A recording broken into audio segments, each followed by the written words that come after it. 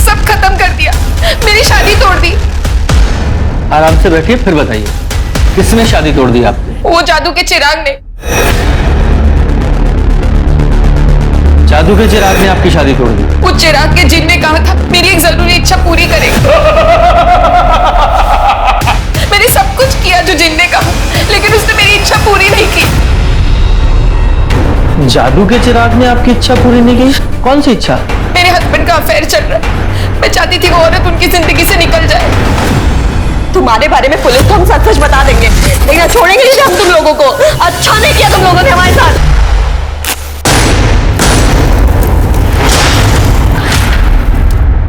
नमस्कार, मैं Divyanka Tripathi Dahiya crime petrol सतर्क विमेन अगेंस्ट क्राइम की श्रृंखला में आपका स्वागत करती हूँ।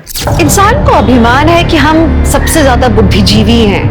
हम एक के बाद एक आविष्कार किए जा रहे हैं, दुनिया ब्रह्मांड को समझ रहे हैं हम, लेकिन शायद इंसानी बुद्धि को समझना इतना आसान नहीं है। हम रॉकेट्स को चांद तक पहुंचाने के रास्ते निकाल लेते हैं, लेकिन इंसान को क्राइम करने से कैसे रोकें, अब तक इस बात का कोई रास्ता ही नहीं निकाल पाया। हर रोज अखबार में एक ना एक खबर होती है कि कभी किसी ने लालच में, किसी ने गुस्से में क्राइम कर दिया। और आप जानते हैं क्राइम्स की तादाद कुछ इस तरह बढ़ चुकी है कि आज हमें अजीब भी नहीं लगता इनके बारे में सुन के, हम आदी हो चुके हैं शायद। लेकिन खैर, आज की क्राइम की कहानी है हैरत अंगेज करने वाली, क्योंकि ये इंसान की मानसिक क्षमता को चुनौती देती है। जिन और जादू की कहानियां हमने हमेशा सुनी है ना, लेकिन अगर जिंदगी के असल मकसद को पूरा करने के लिए कोई इंसान जादू के भरोसे बैठ जाए तो ये हमारी बुद्धि के बारे में क्या दर्शाता है, आप खुद ही समझ सकते हैं।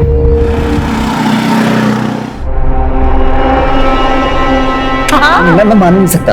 यस, मुझे बिलीव नहीं हो रहा है सच में। तुम और पता है ऋषि, तुझे मना किया था ना कि आने से, निकल यहाँ से।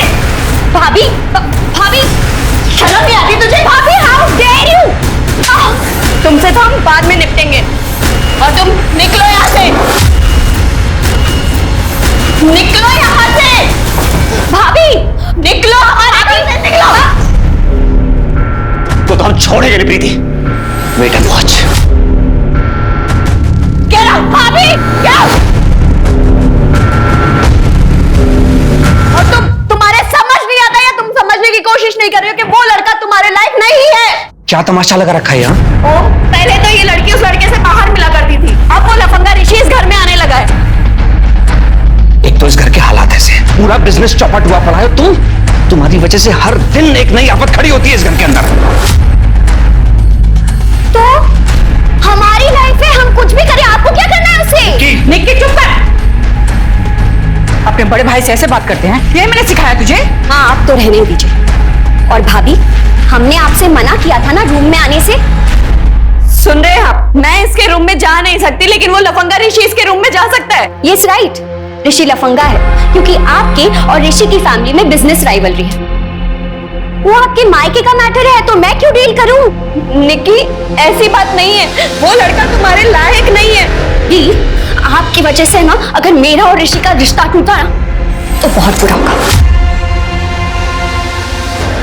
सच में बहुत बुरा होगा। निक्की,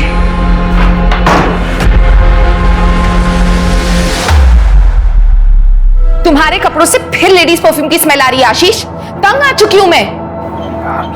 तंग तो मैं आ चुका हूं। तुम्हारे ये शक करने के तरीके से मेरा दिमाग खराब हो रहा है। क्या होता है लेडीज परफ्यूम? ये जो तुम टीवी देखते हो ना, यहां से निकल के तुम्हारे दिमाग में घुस के बस, और कुछ नहीं है। अच्छा, और ये जो तुम्हारे फोन में मैसेजेस हैं उसका क्या? कैसे कैसे तरह के चैटिंग ऐप्स डाउनलोड कर रखे हैं तुमने, सब पता है मुझे। तुम मेरा फोन क्यों छुआ?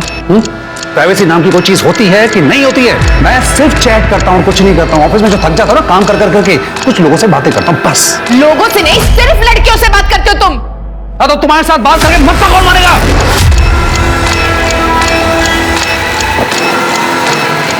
और मैं जो कुछ भी कर रहा हूं ना, इसके लिए I am not responsible, you are responsible. तुम जिम्मेदार हो।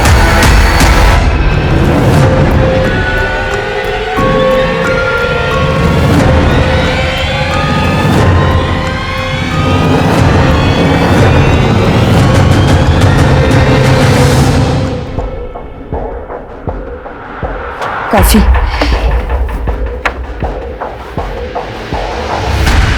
कब से ढूंढ रहे हैं, एक ढंग का प्रोफाइल नहीं मिला। अरे क्या हो गया आजकल की औरतों को, सोशल मीडिया पे बिंदी चूड़ियां इन सब की फोटो लगा। अरे तो इतनी जल्दी क्या है शरद, हम अभी एक क्लाइंट निपटाइए और एक और क्लाइंट है ना हमारे पास, थोड़ा सा ब्रेक ले ले। तुमसे पूछा हमने? पूछा तुमसे हमने? जितना बोला जाए उतना ही किया करो।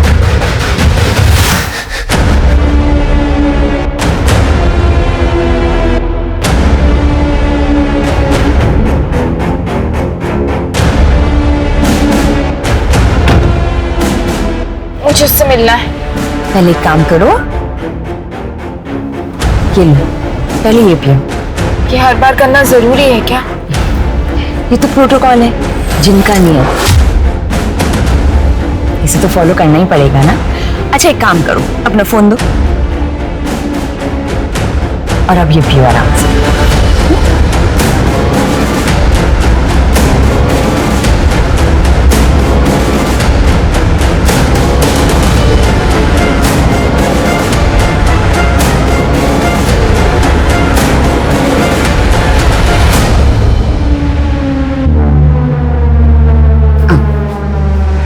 संभाल के, संभाल के। सुमन, वहां क्यों खड़ी हो? यहाँ आओ, देखो चिराग तुम्हें बुला रहा है।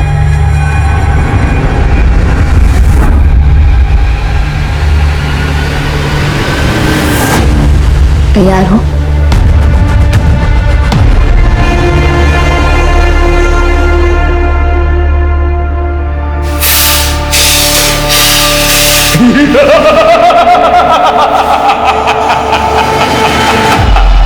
फिर आ गई तू, क्या चाहिए तुझे? घर पे लड़ाइयां बंद ही नहीं हो रही हैं। आपने कहा था मेरे पति का अफेयर चल रहा है, लेकिन वो मानने के लिए तैयार ही नहीं है। सबूत देने के बाद भी। मुझे साथ जाना होगा, मेरी कीमत चुका और मुझे ले चल। मुझे आपकी मदद की जरूरत है, मैं पैसे दे दूंगी।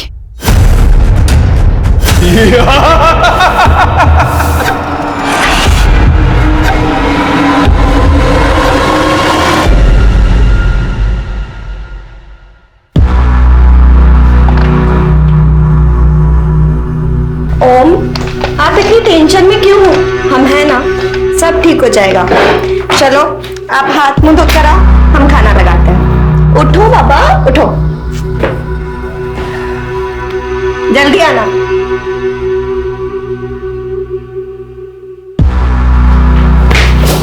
कौन हो तुम लोग? कौन हो तुम लोग? बहुत नाटक हो गया तेरा। अगर अभी पैसा नहीं मिला ना तो तेरा दिल, गुर्दा, कलेजा सब बेच खाएंगे बिलाल भाई। बिलाल भाई का पैसा है, कोई नहीं रख पाया, तू भी नहीं रख पाएगा, समझा बे? पैसा देना पड़ेगा। ओम, क्या हो रहा है ये सब? और कौन है ये लोग? क्या गुंडागर्दी लगा रखी है ऑफिस के अंदर? छोड़ो उन्हें।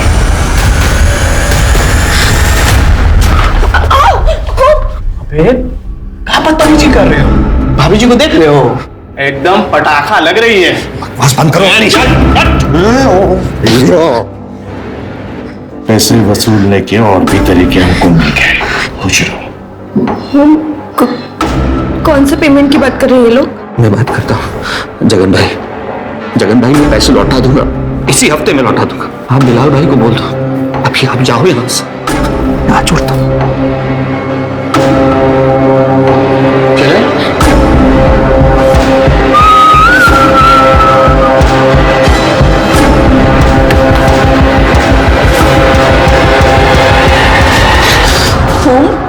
क्या था ये सब? गलत आदमी से पैसे ले लिए प्रीति, ऐसा लगता है सब कुछ खत्म हो जाएगा, सब कुछ। कुछ नहीं होगा ओम, वो बाबा जी ना, उन्होंने बोला सब कुछ ठीक हो जाएगा। क्या बाबा जी लगा रखा है तुमने? कुछ नहीं होता, ये सब ढोंग ढकोसले होते हैं। बाबा ठीक कर देंगे। तुम्हारे नाम 25 लाख रुपए की इंश्योरेंस पॉलिसी की थी, याद है तुम्हें? तुम उसके पेपर निकालो, कल के कल बैंक जाकर कैंसिल करो, पैसे निकालो। अरे 25 लाख रुपए इनके मुंह पे मारेंगे तो 1 महीना जीने तो देंगे ये लोग हमें।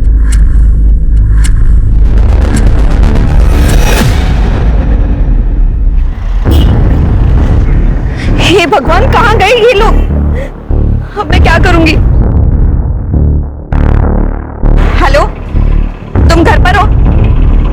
मिलना है।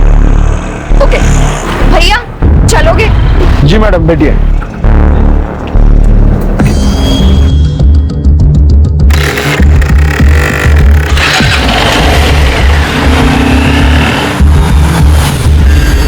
ये लो, ये गोली ले लो, इससे चक्कर बंद हो जाएंगे। हाँ लो।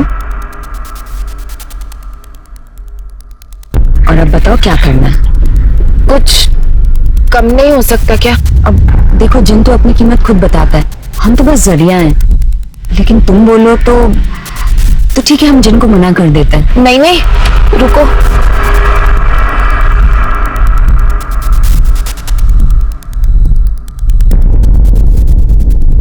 ये गहने और पैसे हैं, बाकी के बचे हुए पैसे मैं आपको जो आपने अकाउंट नंबर दिया था उस पर अभी ट्रांसफर कर देती हूँ।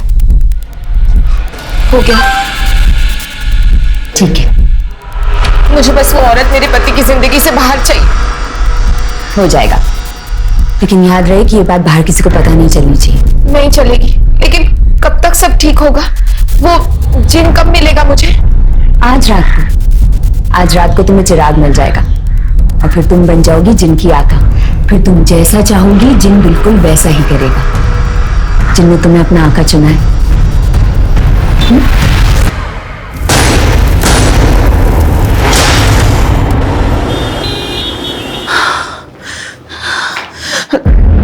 माँ, बेटा प्रीति का कहीं कुछ पता चला? माँ बहुत सारे लोगों को कॉल करके देख लिया, यहाँ वहाँ सब जगह ढूंढ लिया, नहीं मिल रही। फोन भी तो बंद आ रहा है उसका। हे भगवान, हम क्या करें? ऐसा तो कभी नहीं करती। बेटा हमको लगता है कि हमें पुलिस के पास चलना चाहिए। पुलिस? चलो माँ। चल बेटा।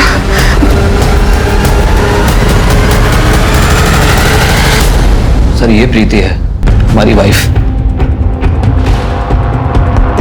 आपने प्रीति को आखिरी बार कब देखा था? सर आज दोपहर में वो हमारे ऑफिस लंच लेकर आई थी। हमने साथ में लंच किया, कुछ वक्त साथ बिताया। उसके बाद वो घर के लिए निकल गई। कितने बजे गई थी? तकरीबन 4 बजे होंगे। अच्छा, और उसके बाद ना वो घर आई ना उनका कॉल आया? नहीं सर, हमको लगा कि वो उनके साथ ही घर वापस आएगी। 5 बजे हम कीर्तन में चले गए। जब कीर्तन से आए 7 बजे, तब तक वो घर पर वापस नहीं आई थी। फिर हम उनको फोन किए।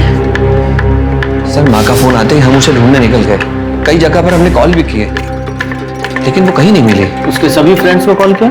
सर जो नंबर हमारे पास थे उन पर हमने कॉल कर लिया, बाकी सबके नंबर तो हमारे पास नहीं है। पूजा, ये प्रीति का नंबर ट्रैकिंग पे डालो और उसका फोटो सभी पुलिस स्टेशन में सर्कुलेट करो। सर। ओम जी, आपका या आपकी पत्नी का किसी से कोई लड़ाई झगड़ा है या कुछ ऐसा हुआ हो? नहीं सर, हमारा किसी से क्यों झगड़ा होगा? बहुत ही सिंपल सी फैमिली है हमारी सर। झगड़ा वगैरह हमारा किसी से नहीं हुआ। अब बिजनेस क्या करें? सर लॉजिस्टिक और कुरियर सर्विस है हमारी। और घर में कौन कौन है? सर हम 4 लोग हैं, माँ, प्रीति और हमारी एक छोटी बहन है निकी। फिलहाल निकी घर पे है ताकि अगर प्रीति आ जाए तो हमें खबर कर सके सर। ठीक है, फिलहाल आप जाइए, हम सर्च करेंगे और अपने ऑफिस का एड्रेस लिखवाते जाइएगा। सर हमारी बहू मिल तो जाएगी ना? आप टेंशन मत लीजिए, हम कोशिश करेंगे। शर्मा, जरा फैमिली का बैकग्राउंड चेक करो, देखो कोई ऐसी बात है क्या जो इन्होंने हमें नहीं बताई। साथ ही ये प्रीति, इसकी CDR निकालो और ये ओम के ऑफिस के आसपास जितने भी CCTV कैमरे हैं सबकी फुटेज चेक करो, देखो कुछ मिलता है क्या। चलो।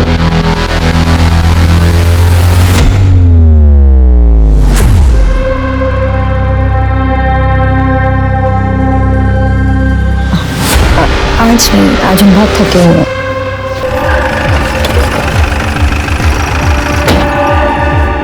शर्मा, प्रीति का कुछ पता चला? जी सर, ये देखिए, उसके पति के ऑफिस के शॉप में CCTV कैमरा मिला। सर ये फुटेज देखिए। सर वो ऑफिस से निकली और उसने ऑटो ले लिया। इसे हमने ट्रेस किया C ब्लॉक से दुर्गापुर की तरफ।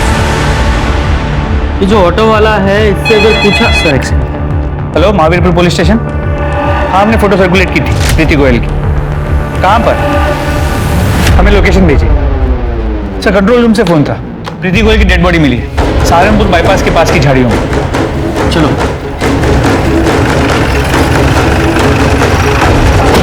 किधर है?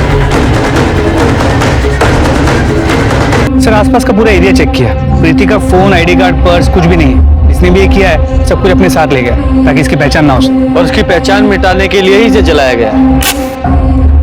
लेकिन पूरी तरह से जली नहीं। पेट्रोल डीजल जो कुछ भी इस्तेमाल किया था शायद कम पड़ गया हो सकता है, कई बार क्रिमिनल जैसा चाहता है वैसा होता भी नहीं। जरा आसपास चेक करो, कोई सीसीटीवी कैमरा है या किसी ने कुछ देखा हो, कोई एलिबाई, और उसकी फैमिली को इन्फॉर्म करो।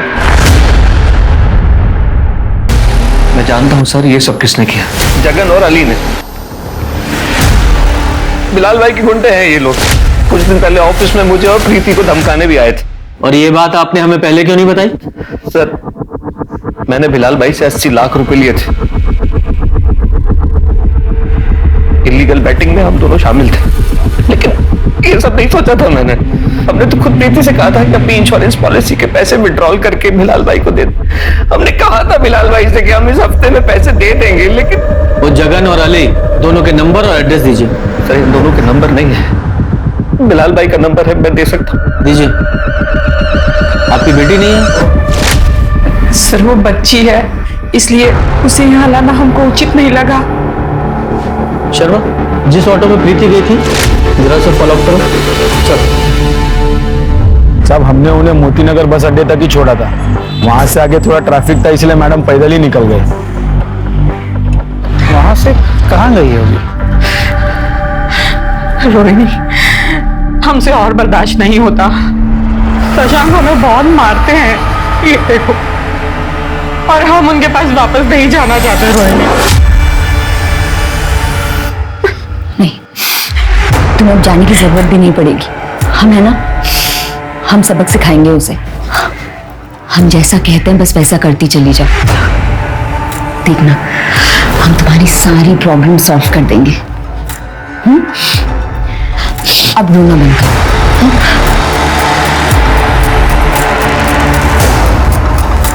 ये रजिस्टर में एंट्री कर देना।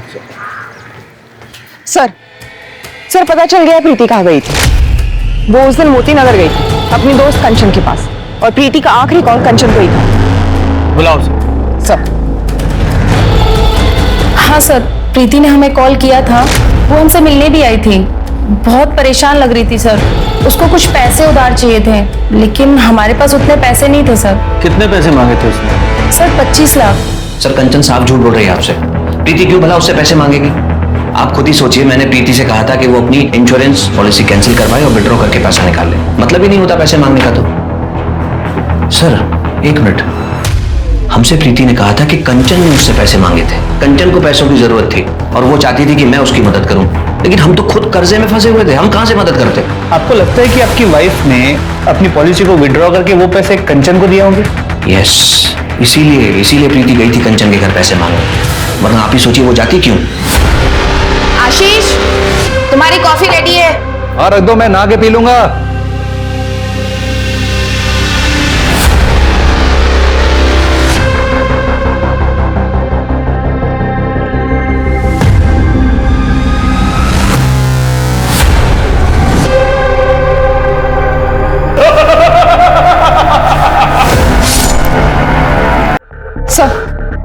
सर मैंने कंचन का एड्रेस लिया और उसके एरिया का सीसीटीवी फुटेज निकाला। सर ये देखिए, सर ये प्रीति कंचन के घर से निकलती है, और सर ये बाइकर देखिए। अरे ये तो प्रीति को घसीटते हुए कहीं लेके जा रहा है। हेलमेट पहना, शक्ल भी नहीं दिख रही है, बाइक का नंबर भी नहीं। पता चला है कौन है? नहीं सर, पता लगा रहे। सर मैंने प्रीति और ओम के कॉल रिकॉर्ड्स, बैंक रिकॉर्ड सब चेक किए। जैसे ओम ने बताया था, उसका कुरियर कंपनी ठीक से चल नहीं रहा था, काफी कर्जे में था। लेकिन जो सरप्राइजिंग बात यह है कि जिस पॉलिसी के बारे में ओम ने बताया था, प्रीति ने वो पॉलिसी एक हफ्ते पहले विड्रॉ कर ली थी। क्या? एक हफ्ते पहले? लेकिन ओम ने तो हमसे कहा था कि उसने पत्नी को कहा है कि वो पॉलिसी विड्रॉ करे। सर उसने प्रीति को 24 तारीख को विड्रॉ करने के लिए कहा, लेकिन उसने 17 तारीख को विड्रॉ किया। हाँ, एक हफ्ते पहले ही। हो सकता है कि वो झूठ बोल रहा हो, या फिर ये भी हो सकता है कि प्रीति ने बिना ओम को बताया वो विड्रॉ कर लिया हो कंचन को देने के लिए। सर ये भी हो सकता है कि ओम ने पैसे बिलाल को एक हफ्ते पहले ही दिए थे, लेकिन बाकी के पैसों के लिए उसने प्रीति को, और जब प्रीति नहीं मानी तो उन्होंने प्रीति को, ओम को जो 2 आदमी धमकाने आए थे उनका कुछ पता चला?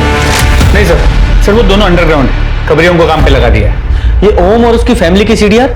तो ओम के सारे कॉल बिजनेस कॉल्स, निकी के कॉल उसके बॉयफ्रेंड और उसके दोस्तों को, बस उसके सास के कॉल देखो उसमें कुछ सस्पिशियस नजर नहीं है। ये जल्दी से बाइकर का पता करो, हो ना हो ये बिलाल का ही आदमी। सर, लत किसी चीज की ठीक नहीं होती, अच्छे खासे वक्त को खराब कर देती है, और अगर वक्त पहले ही खराब हो तो आपको गुर्बत मिली जाती है।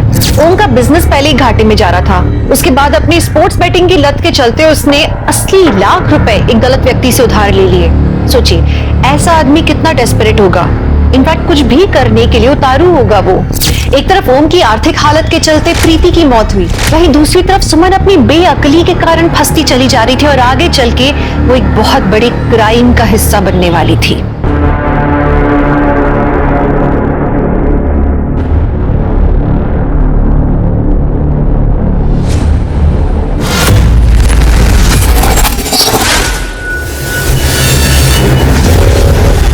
नई क्लाइंट थी ना, क्या नाम था उसका, उपासना मिश्रा। उसका तो थोड़ा मुश्किल लग रहा है। हमने बात की उससे, दोस्ती बढ़ाई, पति से परेशान है, पर फिर पता नहीं क्या हुआ, बोली कि पति से माफी मांग ली। क्या बहुत टाइम वेस्ट किया ना तुमने उसको। हमने क्या किया है अब, और ऐसा नहीं है कि वो चली गई है, हम अभी भी कोशिश कर रहे हैं उसे पटाने की, और अगर नहीं मिलती तो कोई दूसरी क्लाइंट ढूंढ लेंगे। जो करना है जल्दी करो, ज्यादा टाइम पास मत करो, ये तुम औरतों की आदत होती है। 2 औरतें मिली नहीं कि चक चक शुरू। तो आपने उस औरत को मरवाने के लिए पैसे दिए थे? नहीं नहीं सर, मैंने तो चिराग के लिए पैसे दिए थे। वो चिराग के जिन ने कहा था उसके जादू से मेरे पति उस औरत को भूल जाएंगे। 25 लाख दिए थे सर मैंने इसके लिए उन्हें, लेकिन उन्होंने मुझे चिराग नहीं दिया और जिन ने अपना काम भी नहीं किया। मेरे पति अभी भी उस औरत के साथ है, मैंने खुद देखा। आपने चिराग के लिए 25 लाख रुपए दे दिए? पूरी बात जरा डिटेल से बताइए। घर पे लड़ाइयाँ बंद ही नहीं हो रही हैं। मेरी कीमत चुका और मुझे ले चल। देखो जिन अपनी कीमत खुद बताता है, हम तो बस जरिया हैं। ये गहने और पैसे हैं। ठीक है, आपके साथ फ्रॉड हुआ है, और आप जैसे पढ़े लिखे लोग ऐसे जिन चिराग ऐसी बातों में फंस जाते हैं।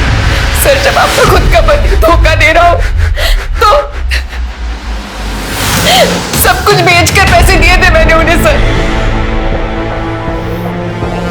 वाह, आप उनकी डिटेल्स दीजिए, नंबर तो होगा ना आपके पास? हाँ सर, लेकिन उनका नंबर बंद आ रहा है और एड्रेस मुझे नहीं पता। उनकी शक्ल तो देखी है ना आपने? जी। स्केच बनवा सकती हैं?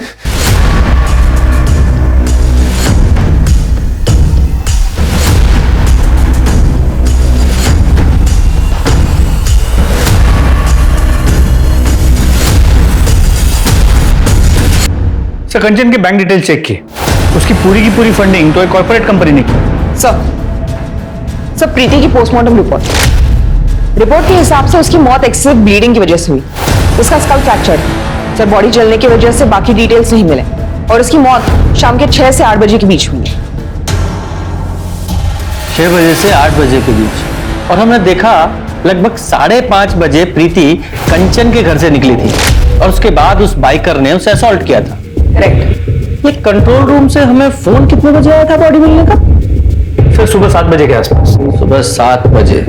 इसका मतलब प्रीति की बॉडी को जलाने के बाद उनके पास शर्त या पेट्रोल कम पड़ा होगा, जो उन्होंने आसपास के ही किसी पेट्रोल पंप से भराया होगा। शर्मा, एक काम करो, रात के 8 बजे से सुबह 7 बजे तक का टाइम फ्रेम लो, और जहां प्रीति की बॉडी मिली थी वहां के आसपास के जितने भी पेट्रोल पंप है वहां चेक करो कि किस किस गाड़ी ने पेट्रोल भरवाया था। जी sir. Hello, great sir, Bilal के बंदे पकड़े गए। लेके आओ उन्हें।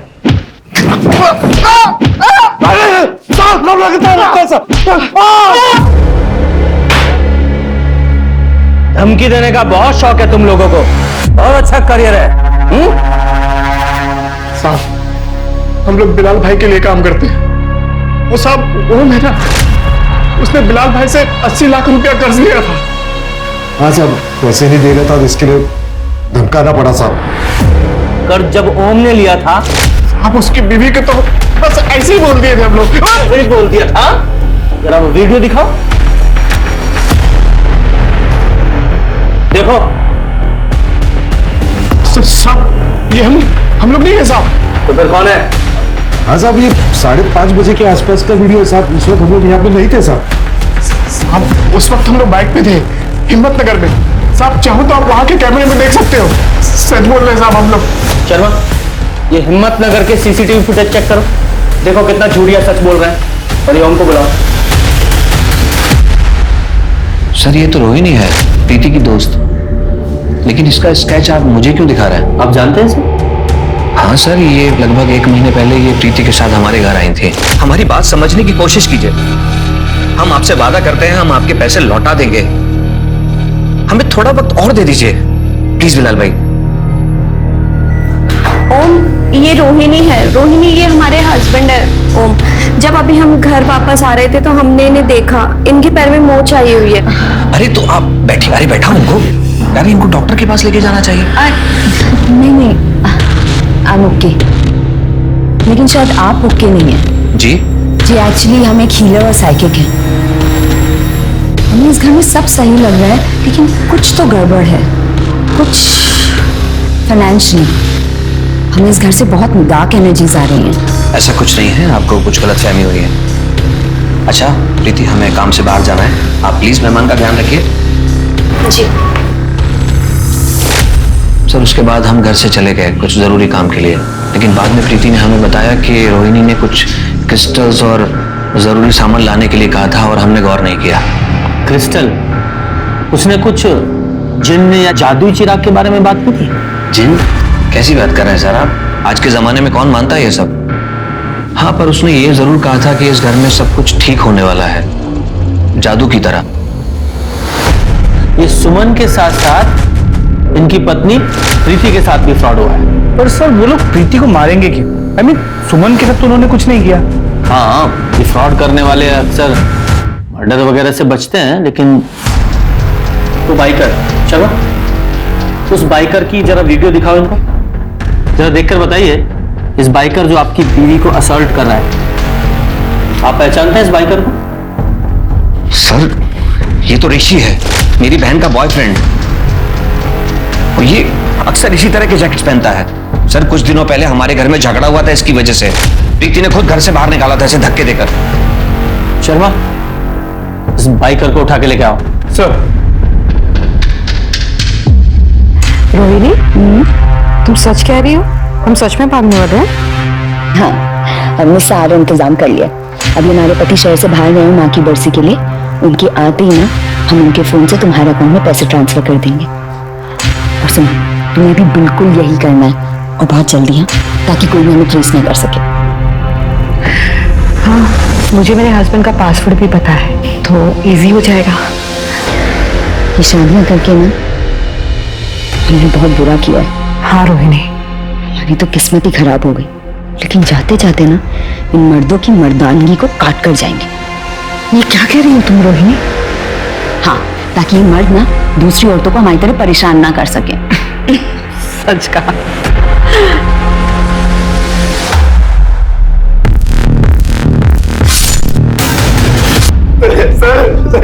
तेरी बाइक, तेरी जैकेट, तेरी फोन की लोकेशन सब कुछ मैच हुआ है। जहाँ प्रीति की बॉडी मिली थी उस लोकेशन से। नहीं सर प्लीज, हमने उसका मर्डर नहीं किया सर, प्लीज मेरी बात सर, प्लीज मेरी बात। तो ये वीडियो देख, वीडियो दिखाओ इसे। ये प्रीति को बाइक पर तू ही घसीट रहा है ना?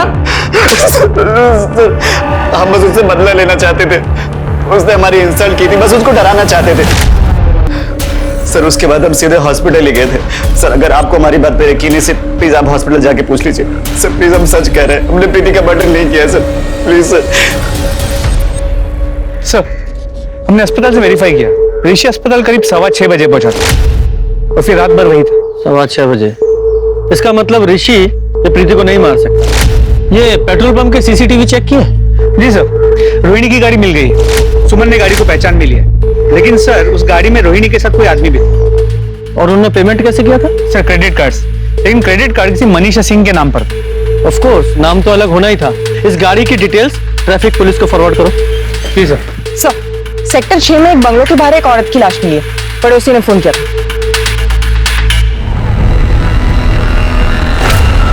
ऐसा मत करो आशीष। क्यों नहीं करूँ ऐसा? पहले तो तुम बगैर बात के मुझ पर शक करती रही, बिना किसी मतलब के। और तुमने किसी और के कहने पर मेरे 25 लाख रुपए मुझसे बिना पूछे तुमने किसी और को दे दिए। मैं तुम पे कैसे भरोसा करूं? I can't trust you, I can't trust you. और ना मैं तुम्हारे साथ रह सकता हूं। मुझे माफ करो, it's over. Ashish, it's over. Ashish please.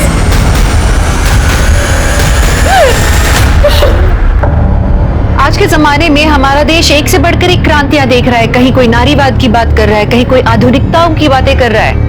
वहीं हमारे बीच रोहिणी और शरद जैसे लोग रहकर माया और जादू का धंधा चला रहे हैं। और वो सिर्फ धंधा चला ही नहीं रहे हैं, वो बकायदा सफल है इसमें। लोगों को लूट कर ऐश कर रहे हैं। सुमन ने जिस घर को बचाने के लिए अपना सब कुछ बेच दिया था, आज वही घर लुट गया था। माना कि आशीष ने गलती की थी, उसका अवैध संबंध था, लेकिन ये बातचीत करके या तलाक से सुलझाया जा सकता था। और ये तो शुक्र है कि सुमन ने कोई और कदम नहीं उठाया, वरना जिस तरह ओम की गलती की सजा प्रीति को जान देकर चुकानी पड़ी, पता नहीं सुमन का क्या होता।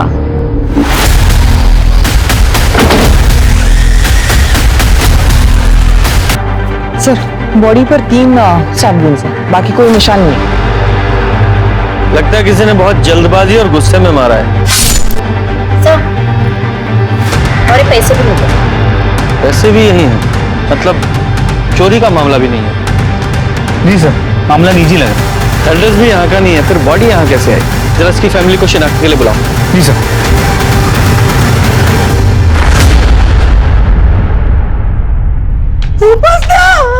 मेरे बच्चे मार दिया, मेरी बच्ची को आखिर मार दिया तूने। साहब, इसने मारा मेरी बच्ची को, इसने मारा मेरे बच्चे को। अम्मा, हमने कुछ नहीं किया है। क्या नापशना बक रही हैं आप? क्या बक रही हो? तू इतना मारता था उसे, इतनी तंग आ गई थी वो तेरे कि वो बच्चे को लेकर हमारे साथ रह रही थी वो। साहब, ये छोटे मोटे झगड़े तो हर मियां बीवी में हो ही जाते हैं ना। छोटा मोटा झगड़ा इतना मारते थे, देखो तो विश्वास नहीं हो रहा था। देखिए उसके हाथ में कितने निशान है, कितना मारा वो उसे। कल रात आप कहाँ थे?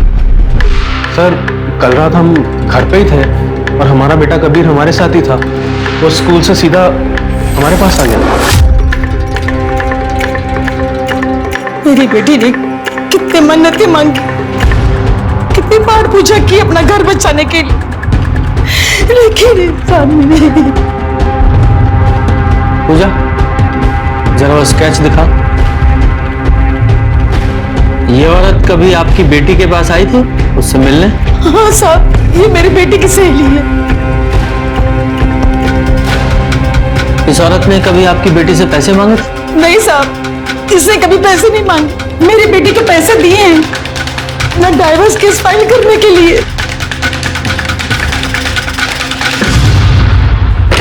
सर आइए।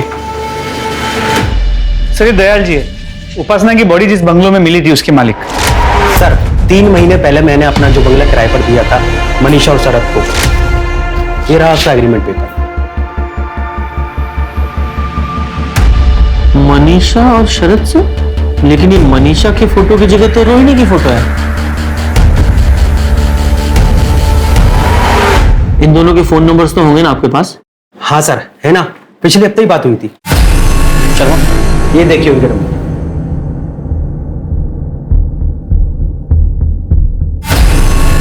हाँ, अब जाइए, ये एग्रीमेंट हम बाद में आपको भिजवा देंगे। जी सर, थैंक यू। शर्मा, अब इन दोनों के असली फोन नंबर्स, गाड़ी नंबर्स और फोटोज सब कुछ हमारे पास है। इन दोनों के फोन नंबर्स को ट्रैक पर डालो और सिग्नल टू सिग्नल सारे सीसीटीवी फुटेज चेक करो। सर, उपासना की मौत से इस केस में बहुत बड़ा मोड़ आया। पुलिस को न सिर्फ रोहिणी और शरद के बारे में पता चला, बल्कि उनके बारे में काफी डिटेल्स मिले। लेकिन पुलिस अभी भी कंफ्यूज थी कि अगर रोहिणी ने उपासना से पैसे नहीं मांगे थे तो फिर उसका कत्ल क्यों हुआ। पुलिस प्रीति और उपासना की मौत को फ्रॉड के साथ जोड़कर देख रही थी, लेकिन दोनों में जमीन आसमान का अंतर था। रोहिणी और शरद तो फरार थे और पुलिस ने अपनी सारी टीम्स इन दोनों को ढूंढने में लगा दी थी, क्योंकि अब इन दोनों मर्डर्स की गुत्थी सिर्फ रोहिणी और शरद ही सुलझा सकते थे।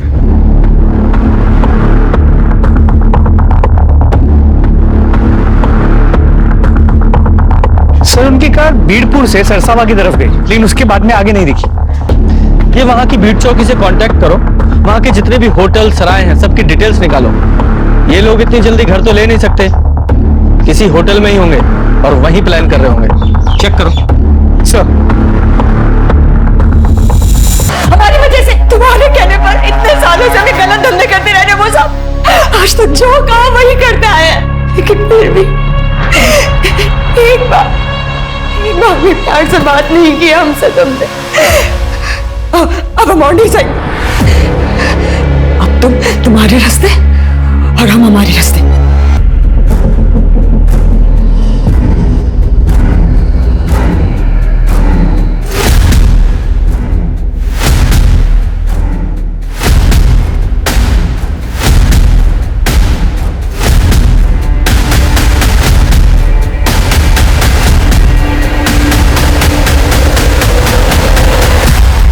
बहुत लोगों को चूना लगाया है तुम दोनों ने जिन्न और जादू के नाम पर। अब वहां जेल में जादू दिखाना तो फ्रॉड, तो मर्डर के केस है तुम लोगों पे। नहीं सर, ऐसा कुछ नहीं किया सर हमने। किया है सब। हमें सहवान के साथ दुबई नहीं जाना है सर। इसने मारा हमारी उपासना को। बकवास कर रही है। हम तो रास्ते में थे, इसलिए फोन करके बुलाया था हमें। अच्छा, अगर रास्ते में थे तो आधे घंटे में घर कैसे पहुंच गया?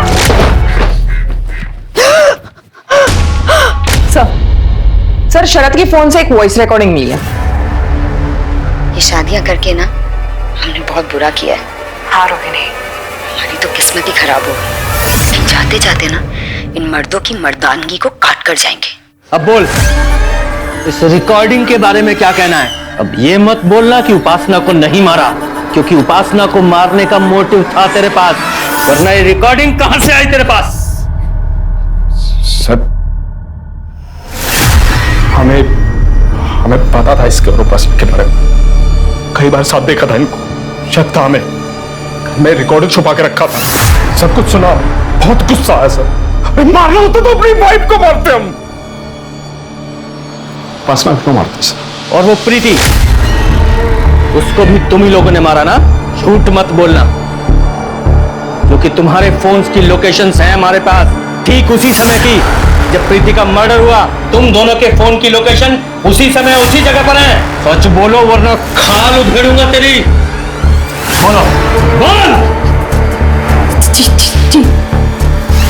जी प्रीति को हम दोनों नहीं मारे सर। जब हम सुमन को छोड़कर वापस जा रहे थे, प्रीति ने हमें देख लिया था। तुम लोगों को हम छोड़ेंगे नहीं। हमसे सारे पैसे भी ले लिए और वो चिराग भी नहीं दिया, और तुम्हारे जिन ने कोई काम भी नहीं किया। मुझे चुपचाप वो चिराग दो। हाँ, लेकिन थोड़ा टाइम तो लगता है ना। देखो, हमें किसी भी कीमत पे वो चिराग चाहिए। चलो। अच्छा ठीक है, रिलैक्स। आप रिलैक्स कीजिए और आप ये पानी पीजिए। हमें कुछ नहीं पीना है, आज हम होश में जाएंगे। चलो। अरे वो पानी तो पीजिए। हमने कहा ना चलो। चलो तुम। तो प्रीति के फोन की लोकेशन हमें इसलिए नहीं मिली क्योंकि तुमने उसका फोन स्विच ऑफ कर दिया था। नहीं सब, हमने देखा था प्रीति का फोन टूट गया था। सर, जब ऋषि बाइक पर जाकर प्रीति को असॉल्ट कर रहा था, शायद तब उसका फोन टूट गया होगा। और उसके बाद प्रीति को अपने घर पे ले गई। तुम्हारे बारे में पुलिस को हम सच सच बता देंगे। देखना, छोड़ेंगे नहीं हम तुम लोगों को। अच्छा नहीं किया तुम लोगों ने हमारे साथ।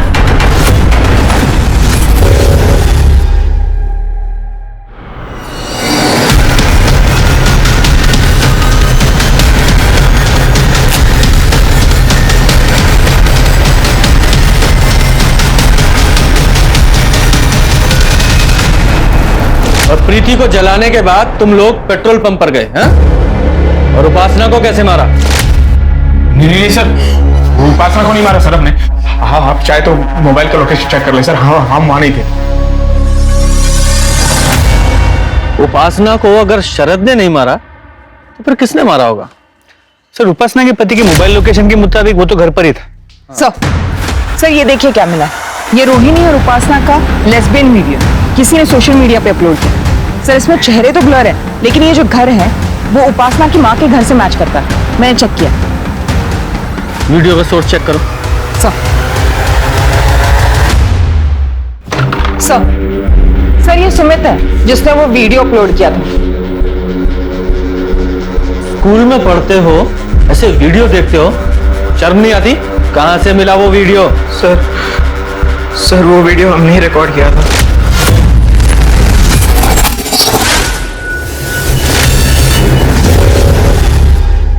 न्यू विद्या स्कूल। इस स्कूल में तो नितिन और उपासना, उनका भी बेटा पढ़ता है ना?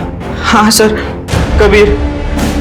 जब हम वो वीडियो रिकॉर्ड कर रहे थे, कबीर भी वहीं था सर। अंकल, धनु ने देखा था जब मैं स्कूल से घर आया।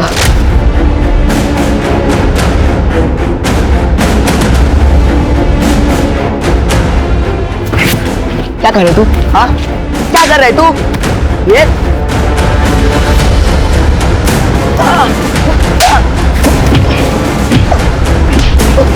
सुन, अब से तू हमको ये वीडियो बना के देगा, वरना हम सबको बता देंगे तेरी माँ क्या कांड करती है, समझा?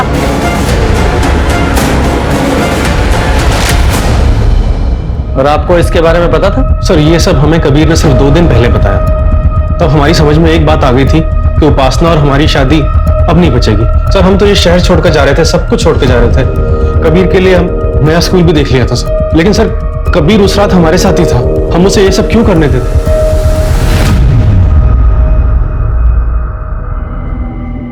ठीक है, फिलहाल आप जाइए, बाद में बुलाते हैं। इन बाप बेटों में से कोई ना कोई तो झूठ बोल रहा है। जरा पता करो कि ये कबीर अपने बाप के घर किस समय गया था। सर कबीर की नानी से बात, उसने कहा कि कबीर सुबह स्कूल के लिए घर से निकला था, लेकिन बाद में वापस आया नहीं। शाम को उसने फोन करके बताया कि वो अपने पापा के घर जा रहा है। इसका मतलब ये कबीर स्कूल यूनिफॉर्म में ही अपने फादर नितिन के यहाँ गया था। लेकिन आज सुबह जब मैंने देखा तो उसकी यूनिफॉर्म काफी नई लग रही थी।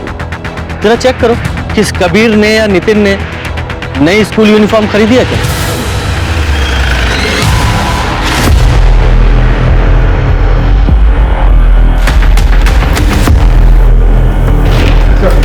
सर, नितिन ने नया ड्रेस ऑनलाइन लिया था। अच्छा, वेरी गुड। और ये सीसीटीवी फुटेज में कुछ मिला? सर घर के पास कोई सीसीटीवी कैमरा नहीं है, लेकिन मैंने कावेरी के घर से रोहिणी के घर तक और रोहिणी के घर से नितिन के घर तक जितने भी सीसीटीवी कैमरा है उनके फुटेज चेक किए। कबीर ने रात को उपासना को फॉलो किया रोहिणी के घर तक, और सुबह वो अपने बाप के घर के पास में यूनिफॉर्म पे खून लगा। लेके आओ इस कबीर को। मम्मी की वजह से रोज मुझे तंग करते थे, चिढ़ाते थे सब लोग मुझे। मैं बहुत परेशान हो गया था, पता नहीं क्या करूं। फिर मैंने मम्मी को बोला भी कि ये सब बंद कर दो, पर वो नहीं मानी। मम्मा, आप ये क्या कर रहे हो? समझते हैं मुझ पे?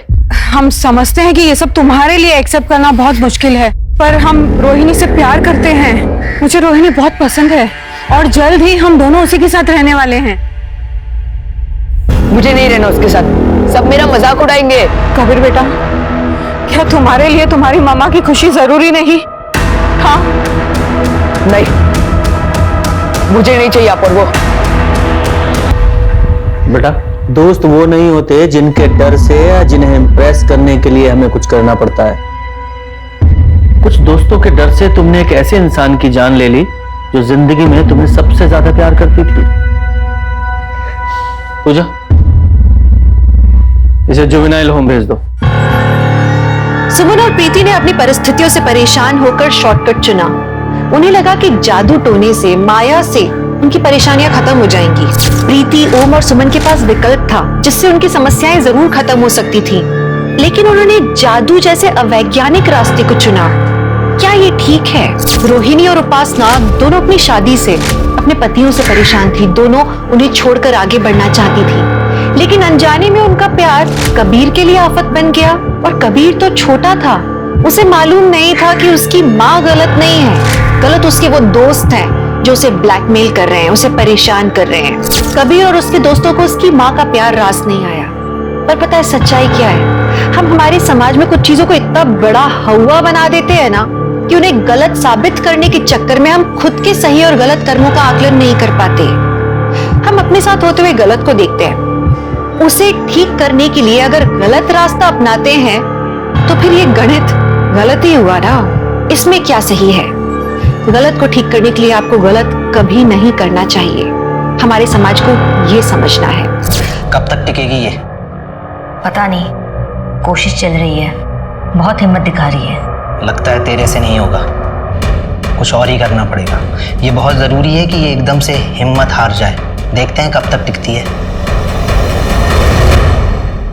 किसी भी चीज का मोल उसकी जरूरत पर निर्भर करता है। प्यास लगे तो पानी का मोल समझ आता है, अंत करीब हो तो सांसों का मोल नजर आता है। ऐसा क्यों होता है कि जब हमें हमारी हर चीज बेशकीमती लगती है तो दूसरे की चीज सस्ती हो जाती है? कुछ लोग ऐसे होते हैं जो आसानी से किसी की भी जिंदगी ले लेते हैं, आसानी से बलात्कार कर देते हैं। जिंदगी खुद की हो या किसी की भी, वो सस्ती कभी भी हो ही कैसे सकती है? मेहनत और लगन से जीवन निर्वाह करने वाली कविता की जिंदगी में ऐसा कौन सा दौर आया जिसने उसकी जिंदगी को तहस नहस करके रख दिया, उसके सफर को हमेशा के लिए खत्म करके रख दिया। नमस्कार, मैं दिव्यांका त्रिपाठी दहिया क्राइम पेट्रोल सतर्क विमेन अगेंस्ट क्राइम के इस एपिसोड में आपका स्वागत करती हूँ। इस केस ने अलीबाग पुलिस के सामने अनोखी चुनौती पेश कर दी, क्योंकि यहाँ अपराध की जड़ें गहरी थी और अकल्पनीय थी।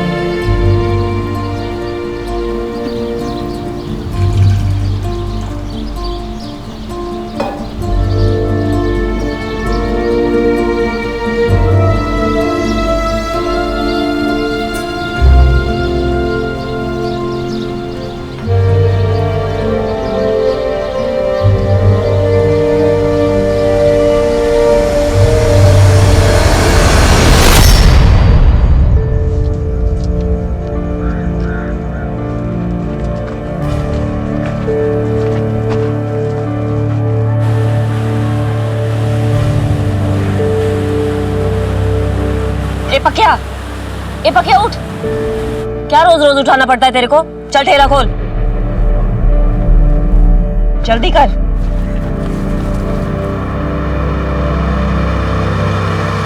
मेरी मदद के लिए रखा था तुझे यहाँ पर, लेकिन सबसे ज्यादा ध्यान तेरा ही देना पड़ता है। और कल 2 नारियल का हिसाब कम मिला है मुझे। क्या टाई सुबह सुबह किटकिट कर रही है? तो कौन सा टाइम सही रहेगा तेरे लिए? कब करूंगी किटकिट? 2 नारियल का पैसा चाहिए मुझे, आज के हिसाब में जोड़ देना।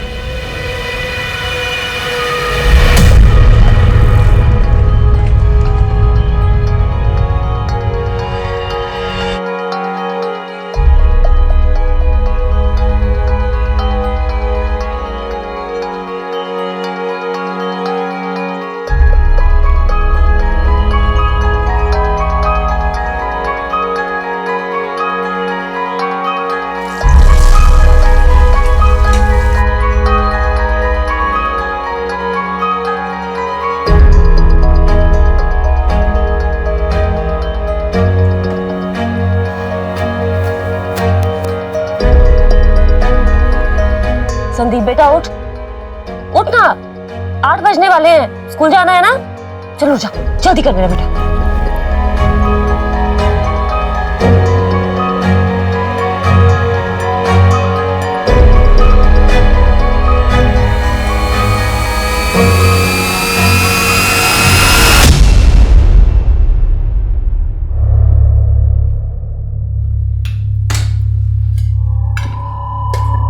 संदीप, ले तेरा टिफिन, जल्दी जा। हाँ बाय बाय।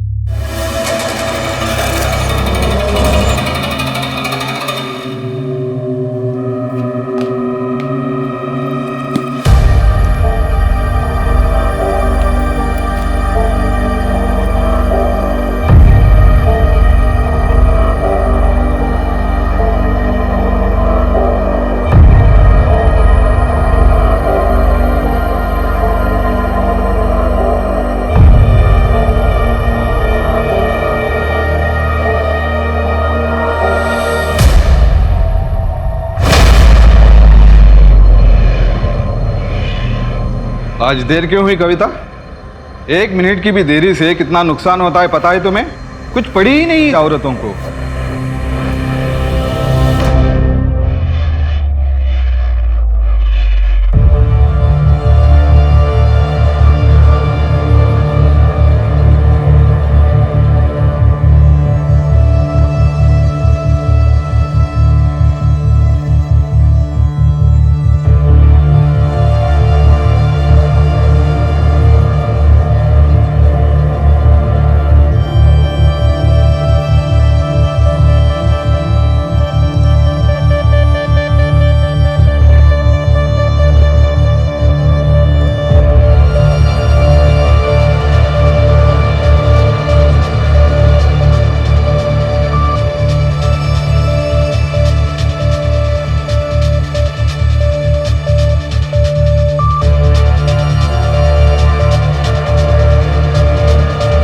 नहीं, ये ऐसा नहीं, ये ऐसे होगा।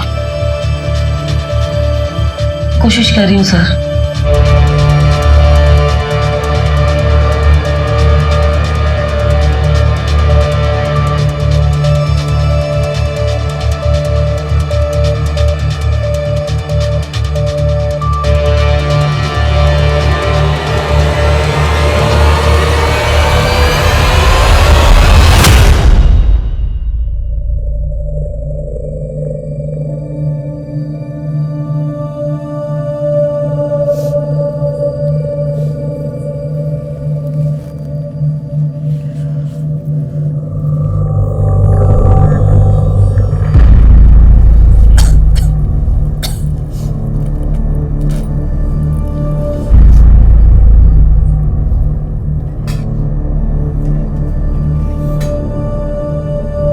तो वो मैं सोच रही थी कि घर के लिए एक छोटी सी पूजा रखवा लेते हैं। नमक कितना डाला तूने दाल में और क्यों करवानी है पूजा? घर की शांति और भलाई के लिए। जितनी अपनी अकल और हैसियत है ना उतना ही करने का। तो कहाँ से आएंगे पैसे? मैं मैनेज कर रही हूँ ना। और क्यों नहीं आ सकते इतने पैसे? मैं 10वीं पास हूँ। अगर तुमसे शादी नहीं की होती तो और पढ़ती, कोई अच्छी नौकरी करती। अगर मुझे कंप्यूटर सीखने के बाद कोई अच्छी नौकरी मिल जाएगी, संदीप के भविष्य के लिए भी अच्छा होगा ना। तो फिर क्यों मना कर रहे हो तुम? खुद तो क्लास का नाटक छोड़ और पूजा का भी। अपना चल रहा है, सब कुछ ठीक है ना? बस इतना ही बहुत है। लेकिन मैंने पुजारी जी को बोल दिया। अरे तो पुजारी को मैं समझा दूंगा।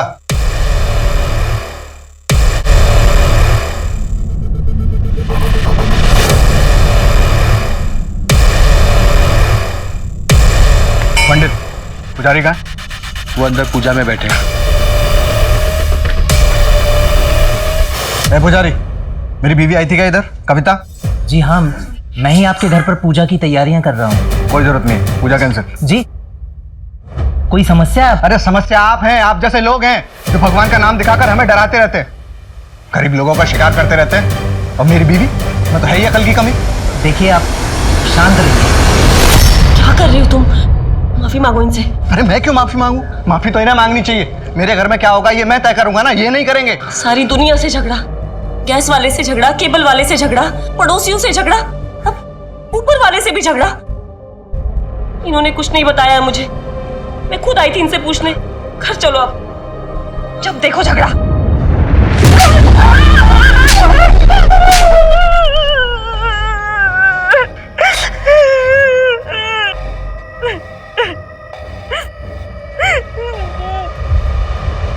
सॉरी।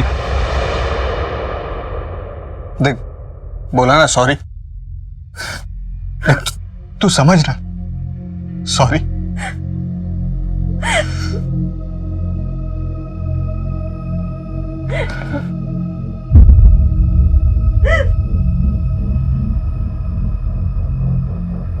ले पानी पी। कितनी बार सॉरी बोलेगा? सब ठीक हो जाएगा, सब ठीक हो जाएगा। तू कभी नहीं समझेगा। तुझे साथ खुद माफ है।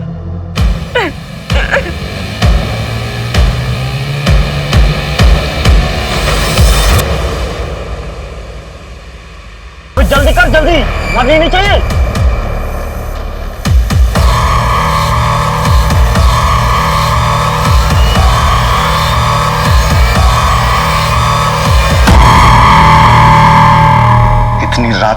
चली गई।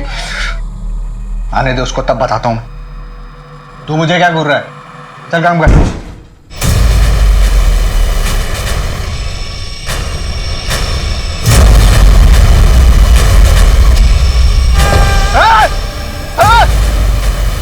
कविता, कविता, बेटा, कविता। पापा माँ को क्या हो गया? कोई एम्बुलेंस बुलाए। Hello, police station. क्या बताइए? हाँ।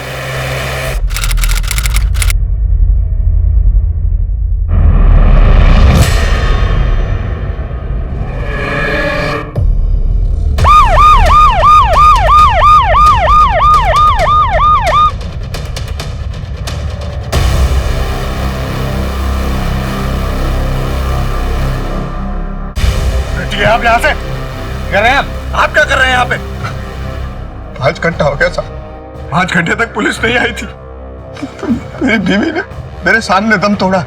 यहाँ पे क्या कहता गुंडे उसे? और पता है क्या, वो चेहरे ढके हुए नहीं थे, इसका मतलब समझते आप? पुलिस का डर नहीं है उनको। छोटे लोग हैं हम, छोटे लोग। और आप क्या करेंगे? मैं इसका अंतिम संस्कार यही कर दूंगा। आपको रुको इधर। देखिए, आप शांत हो जाइए। हम समझ सकते हैं आपकी बात, हम कहीं फंसे हुए थे। हमारे देश में महिलाओं के साथ अपराध बढ़ते ही जा रहे हैं।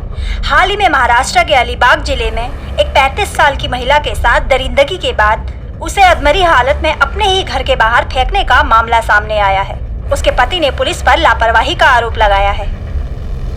मैं एक दिन के लिए छुट्टी पे था, इंचार्ज तुम थे त्यागी, फिर केस पर रिस्पॉन्ड करने में इतनी देरी क्यों? सॉरी सर, वो लॉकअप के अंदर हिस्टे लोग दंगा कर रहे थे, उनको संभालने के चक्कर में मैं सर को टाइम से रिपोर्ट नहीं कर पाया। वो लॉकअप में ही थे ना, भागे तो नहीं थे ना? आइंदा जरा समझिए कि प्रायोरिटी क्या है और क्या नहीं। चलिए बताइए, केस की डिटेल्स बताइए। अब तक क्या क्या पता चला है और अब तक आपने क्या क्या एक्शंस लिए? एक बात तो तय है, अगर वो दोनों आदमी ने बॉडी को घर के बाहर फेंका है, उसका मतलब वो घर को और घर के लोगों को अच्छी तरह से जानते। बेटे और हस्बैंड ने क्या बयान दिए? सर, हस्बैंड ने बयान देने से मना कर दिया और बेटे का कहना है कि वो उन दोनों को नहीं पहचानता।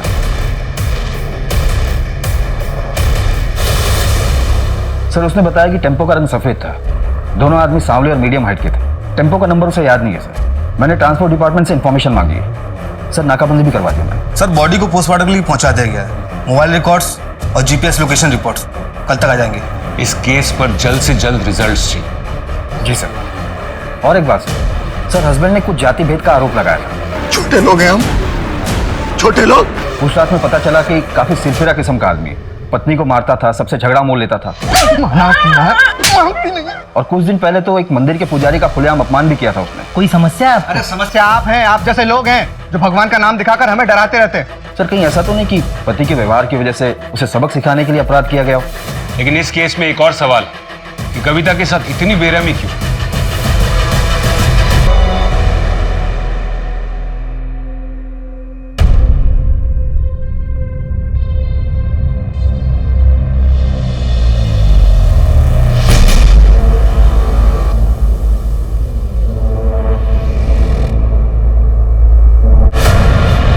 मैडम, मेरी मदद कीजिए, मेरे साथ बहुत बड़ा धोखा हुआ है। जी, मेरा नाम डॉक्टर दिवाकर है, मैं यहाँ ओल्ड सिटी रोड पे प्रैक्टिस करता हूँ। मेरी बीवी ने मेरे साथ चीटिंग की है, मेरी प्लीज कंप्लेंट लिखिए। चीटिंग? क्या मतलब? जी, मेरी बीवी डॉक्टर कामिनी मेरे 25 लाख और जेवरात लेके गायब हो गई।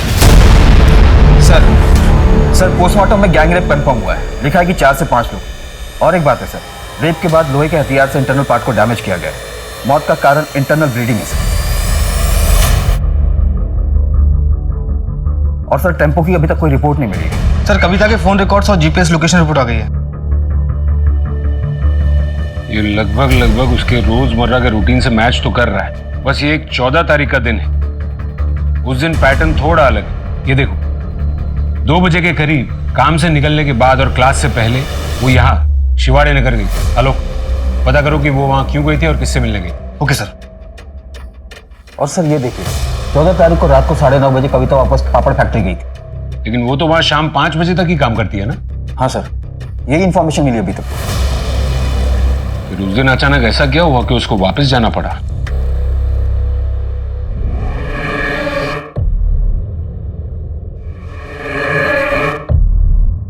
अब हमारा क्या होगा पापा? हमारा सब कुछ तो खाना बना जाके। मुझे नहीं आता पापा। नहीं आता तो सीख ले, क्योंकि इसके अलावा कोई उपाय है नहीं। और हाँ, वो पकिया को बोल पैसे देके जाए। ऐसा लगता है तेरा स्कूल भी छुड़वाना पड़ेगा।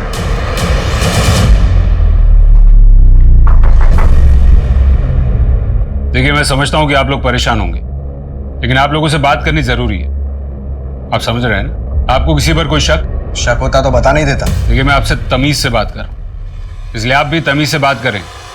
आप यहां पर कोऑपरेट करेंगे या फिर पुलिस स्टेशन जाकर बात करें? आपकी बीवी के जीपीएस रिकॉर्ड के मुताबिक उस दिन रात को वो घर आई और फिर से रात को घर से निकली और काम पर गई।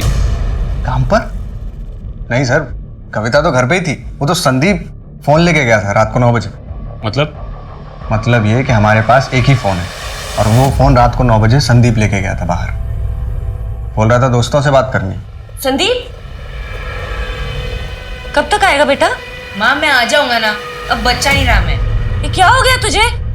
ए संदीप! उसके बाद मैं 10:30 बजे तक सो गया और तब तक तो कविता घर पे ही थी। फिर संदीप ने मुझे 12:30 बजे जगाया। पापा, पापा, मम्मी घर पर नहीं है। आज ली। हमने थोड़ा वेट किया, उसके बाद मैं उसको ढूंढने बाहर निकल गया, लेकिन फिर वो मिली नहीं। मैं वापस लौट आया। उसके बाद तो आपको सब पता ही। और फिर 2:30 बजे के करीब बॉडी घर के बाहर फेंकी गई। अब सवाल ये है कि संदीप, उस रात तुम अपने माँ के काम करने की जगह पर क्या कर रहे थे? और वो भी तब जब वो घर पर ही थी। सच बोलना बेटा।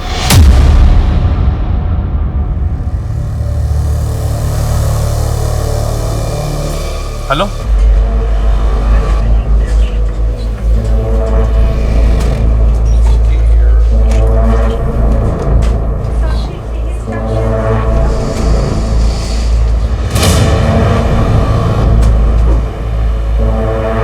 मुझे यहाँ क्यों लाया गया है और मैं यहाँ कैसे?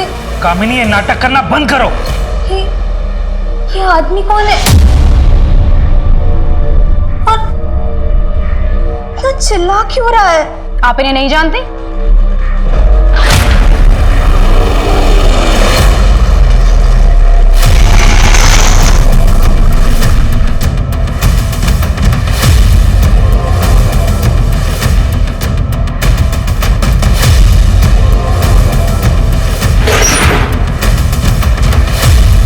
सर, अंदर कुछ नहीं है।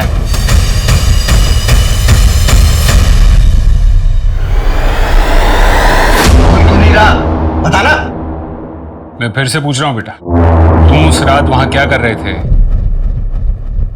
देखो, टैलेंट तो इंडिया में भरा पड़ा है, लेकिन अगर इस इंडस्ट्री में आगे बढ़ना है तो बंदे को सिर्फ टैलेंटेड नहीं, स्मार्ट भी होना चाहिए। तेरी माँ को लगने लगा है कि जो चाहे वो कर सकती है।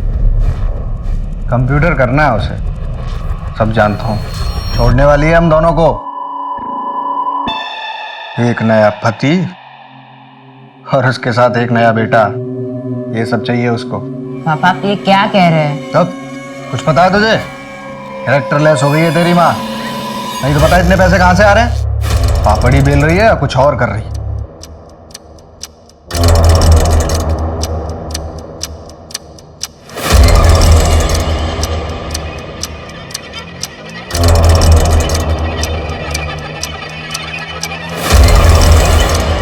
कुछ दिनों पहले मेरी माँ ने मुझे कुछ बताया था।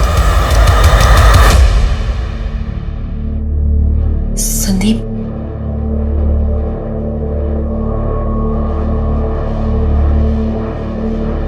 बेटा मुझे हफ्ते में 2 दिन नाइट शिफ्ट करना पड़ेगा। कंप्यूटर क्लास के पैसे भी देने हैं। तेरा भी तो ट्यूशन का फीस बढ़ गया है ना। घर के भी कितने खर्चे हैं बेटा। रात को जब तेरे पापा सो जाएंगे तो मैं निकल जाऊंगी। तो अपने पापा से कुछ कहेगा तो नहीं? कराई शपथ। रात को वापस क्यों जाना है? बेटा बोला ना नाइट शिफ्ट है, ठीक है?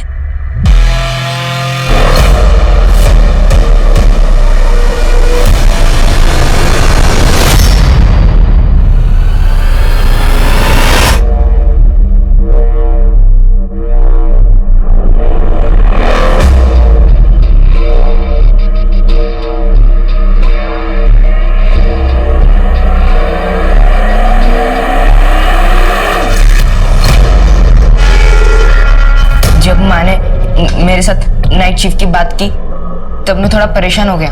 मैं देखना चाहता था कि वह सच में नाइट शिफ्ट लगती है कि नहीं। मैंने देखा वहाँ नाइट शिफ्ट तो लगती है, पर वो जो देखा वो देखकर मैं वापस आ रहा था और फिर रास्ते में मुझे मेरी माँ मिली।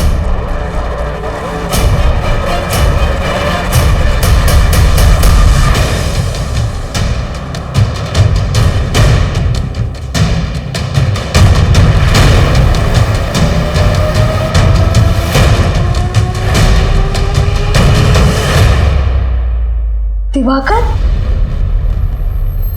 तो क्या आप इन्हें जानती हैं? जी मैडम, ये मेरा पति है। क्या आपको ये समझ में नहीं आ रहा है? दिख नहीं रहा है कि ये नाटक कर रही है? पहले याददाश्त का खो जाना, फिर वापस आना, ये सब इसकी एक चाल है। मेरे घर से पैसे और जेवरात लेकर कहीं छिपा दिए हैं और अब सब ये नाटक करके हमें गुमराह कर रही है। नाटक मैं कर रही हूँ, तुम कर रहे हो? कराड़े, ये सर।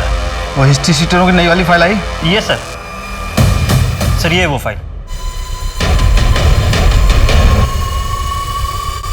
पापा ठीक कहते हैं कि तुम कैरेक्टर लेस हो, इसलिए वो तुम्हें मारते हैं। और मैं पापा को जाके सब बता दूंगा कि तुम नाइट शिफ्ट करने वाली हो।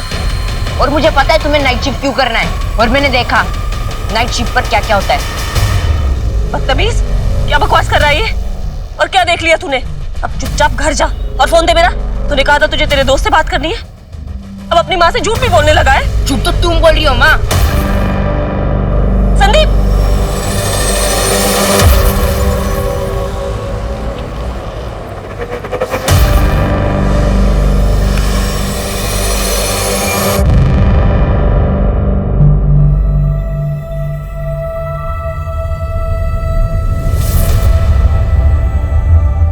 हो पापा? याद रखना कविता, जिंदगी में सबसे बड़ी चीज है सम्मान। उसके बिना कुछ भी नहीं है। और उससे भी बड़ी चीज है आत्मसम्मान। उसे कभी मत खो देना। किसी के सामने हाथ मत फैलाओ।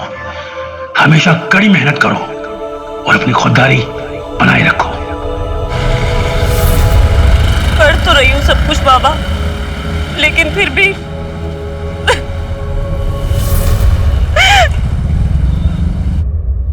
वहां पे जासूसी करता है, शर्म नहीं आई तुझे? पर आपने तो बोला था। किशोर जी बस। मैडम, नाटक तो ये कर रहा है। सब चोरी इसी ने किया है, क्योंकि इसका अफेयर चल रहा है, वो भी एक 15 साल छोटी जूनियर डॉक्टर के साथ। पिछले 4 साल से इसे लगता है कि मैं कुछ नहीं जानती, पर मैं सब कुछ जानती थी। और अब मुझे रास्ते से हटाने के लिए मुझ पर झूठा आरोप लगा रहा है। मैडम, इसी ने मुझे कुछ ड्रग दिया होगा, जिसकी वजह से मेरा टेम्परेरी मेमोरी लॉस हो गया होगा। मैडम, ये क्या कंप्लेंट करेगा? आप मेरा कंप्लेंट दर्ज कीजिए के खिलाफ। देखिए, आप लोग पढ़े लिखे लोग हैं, अपने इस प्रॉब्लम का सोल्यूशन अपने घर जाके निकालिए। नहीं मैडम, मैं घर नहीं जा सकती, ये मुझे मार डालेगा। इस बार तो इसने मुझे बेहोशी की दवाई दी है, लेकिन अगली बार मुझे जान ले लेगा। मैडम प्लीज, मैडम मुझे घर मत भेजिए।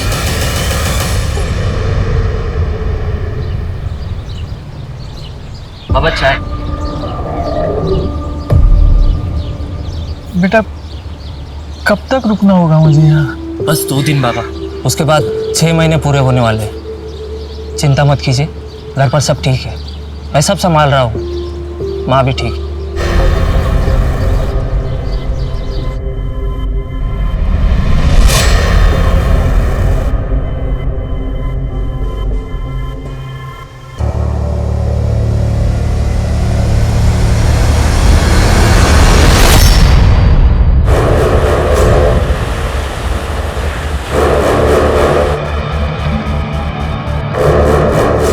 पापा पैसे मांग रहे, 4 दिन से तो तू आए नहीं पैसे देने। पैसे नहीं देने वाला मैं, पापा को बुला के बात करेगा मुझसे। तुझे क्या है बे, मुझे पैसे देना। दयानंद खुड़े, अपने आप को पापड़ किंग कहते हो ना? सर छोटा सा बिजनेस है। देवकी सालस्कर, 14 तारीख की रात को, जिस रात को कविता का रेप हुआ था, आप दोनों को ऑफिस में देखा गया था, कॉम्प्रोमाइजिंग पोजीशन में। सर ऐसा कुछ भी नहीं है। और किसने बोला आपको? हमें लगा आप कविता के बारे में कुछ पूछना चाहते हैं, इसलिए हम यहाँ आए। और ये सब क्या है? और क्या प्रूफ है आपके पास? अपराधियों को ढूंढने के बजाय आप हमें देख रहे हैं। आपको पता नहीं सर, इस अपराध के कारण मेरा बिजनेस कितना लॉस में जा रहा है। इलाके की औरतों ने काम पर आना बंद कर दिया है और उधर ऑर्डर पे ऑर्डर ले रखा। आप दोनों वहां थे या नहीं? हाँ या ना? और कविता उस रात वहां आई थी या नहीं? कराड़े, इन दोनों को लॉकअप में डालो, याददाश्त ताजा हो जाएगी। साहब हमने कुछ नहीं किया साहब रात का तो पता नहीं, लेकिन दिन में मिली थी साहब वो काम पे। साहब वो सभी औरतों से किसी दिमाग के डॉक्टर के बारे में पूछ रही थी, 1 हफ्ते से पूछ रही थी साहब। देखिए देवकी जी, अब कहानियां बनाने से कोई फायदा नहीं। लेकिन साहब ये सच है कि वो बोल रही थी कि वो उसी दिन डॉक्टर से मिलेगी। वो दिमाग के डॉक्टर से मिली होगी, पूछा भी होगा, लेकिन हम आपसे ये पूछ रहे हैं कि 14 तारीख की रात को क्या हुआ था। अगर सच सच बोलना है तो बात करते हैं, वरना कराड़े। सर मैं इज्जतदार आदमी हूँ सर ऐसा मत कीजिए सर। सर क्या आपको लगता है कि इन दोनों की वजह से? हो सकता है त्यागी, कविता परेशान हुई होगी और इसलिए वो फैक्ट्री पहुंच गई, ये समझने के लिए कि उसका बेटा बात क्या कर रहा था। और ये दयानंद खुड़े ये शादीशुदा है, इसलिए उसने एक घिनौना काम अपने आदमियों से करवाया होगा और फिर बॉडी को फेंकवा दिया होगा घर के बाहर, सबक सिखाने के लिए। त्यागी एक काम करो, ये दयानंद खुड़े के सारे डिलीवरी टेम्पोज की फॉरेंसिक जांच करवाओ तुरंत, कविता के खून के ट्रेसेस के लिए, और उसके डिलीवरी के आदमी और हेल्पर्स को भी लाइन अप करो, और ये कविता के बेटे और पति को शिनाख्त के लिए बुलाओ। जी सर। एक बात अभी भी समझ में नहीं आ रही है, कविता रात को निकली थी क्यों? अगर उसका बेटा फोन लेकर रात को घर से बाहर निकलता था दोस्तों से बात करने के लिए, फिर तो वो घर को आ जाता होगा, लेकिन कविता को संदीप रास्ते में ही टकराया था। समझ में नहीं आ रहा है कि वो निकली क्यों थी। सर यही कविता की इसकी रिपोर्ट। सर 14 तारीख की शाम को कविता का लोकेशन सवाड़ी नगर में था, जो कि डॉक्टर समीर शिंदे के क्लिनिक का था। साइकियाट्रिस्ट है? सर हमने आसपास पूछताछ की, वहां से पता चला डॉक्टर समीर शिंदे काफी टाइम से छुट्टी पे। और एक बात सर, हमें एक नई जानकारी हाथ लगी है। जैसा आपने कहा था, शहर के सारे हिस्ट्री शीटरों को खंगाला, उनमें से हमारे सामने एक नाम आया। सर 1 साल पहले ही जेल से छूटा है।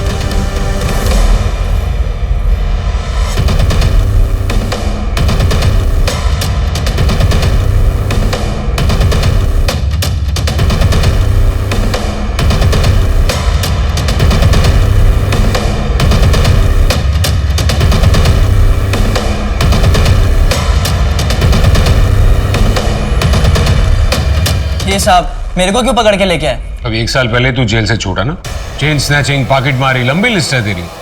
और इस बार तो तू बाहर ग्रेजुएट बन के आया, रेप और मर्डर भी करने लगा। और बड़े दोस्त बनाए कि नहीं?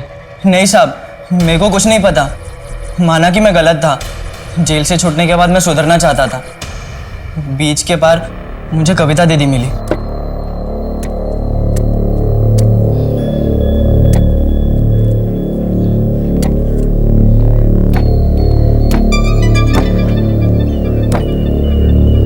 क्या देख रहा है? चमदानिया तो काय को करने का ये धंधा? तेरे से मतलब? ला इधर ला।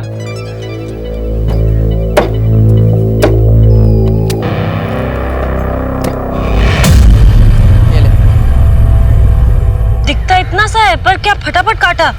मेरे को सिखाएगा? मेरे यहाँ काम करेगा? मेरे को क्या मिलेगा? इनाम मिलेगा एक दिन बहुत बड़ा। दीदी बहुत अच्छी थी, उन्होंने मेरा काम देखकर मुझे अपना ठेला बेच दिया। उसने तुझे ठेला बेचा या तूने उसको अपने जेल के दोस्तों को बेच दिया? चल बता, क्या हुआ था उस दिन रात को? साहब मैं सच कह रहा हूँ, मैंने कुछ नहीं किया। किसकी कसम खाओ साहब, कविता दीदी ने मुझे सच में अपना ठेला 11 रुपए में बेच दिया था। 11 रुपए? मजाक लग रहा है तेरे को? इस बार तो तू लंबा अंदर जाएगा बेटा। उसको अंदर डालो।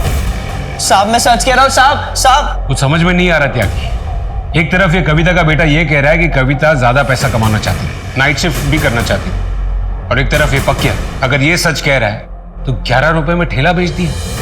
ये कविता आखिर करना क्या चाहती थी, और वो रात को घर से निकली क्यों?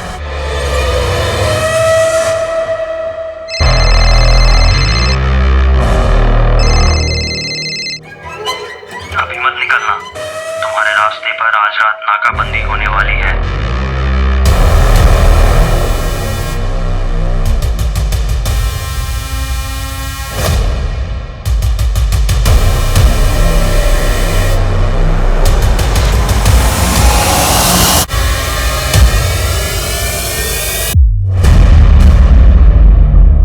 आप अंतिम संस्कार के लिए अपनी पत्नी की बॉडी ले जा सकते। सर, पापड़ फैक्ट्री में काम करने वाले डिलीवरी मैन को कविता के पति और बेटे किसी ने नहीं पहचाना। ठीक है, रिलीज करो उनको। समझ में नहीं आ रहा एक बड़ा टेम्पो और 2 आदमी हवा में गायब कैसे हो सकते हैं।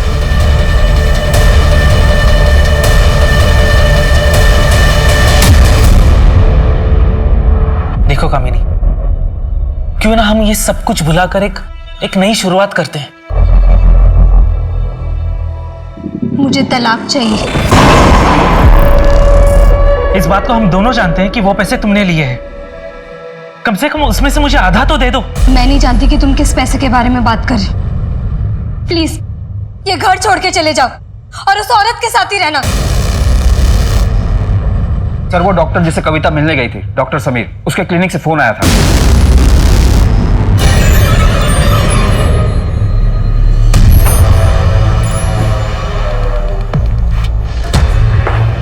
सर, मैंने ही आपको कॉल किया था। मैं डॉक्टर समीर की रिसेप्शनिस्ट हूँ। सर, इधर।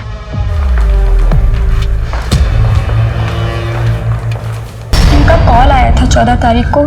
इन्होंने कहा इनको अचानक से गांव जाना होगा तो इनके सारे अपॉइंटमेंट कैंसिल कर दूं। लेकिन आज मॉर्निंग में पड़ोसी का कॉल आया कि इनके घर से बहुत ज़्यादा बदबू आ रही है। तो क्लिनिक में एक चाबी रहती है इनके घर की, तो मैं वो लेकर यहाँ पर आ गई। डॉक्टर साहब अकेले रहते थे, उनका कोई परिवार नहीं था।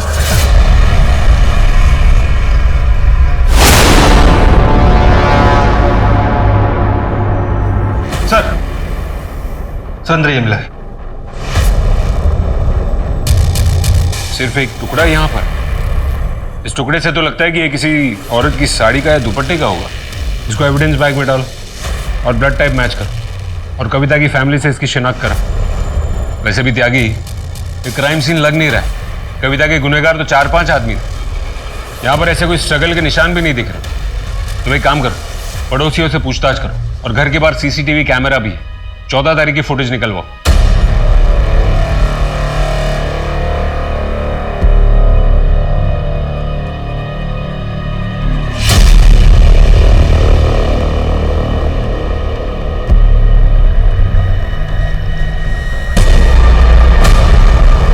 अरे जल्दी कर, जल्दी, मरनी नहीं चाहिए।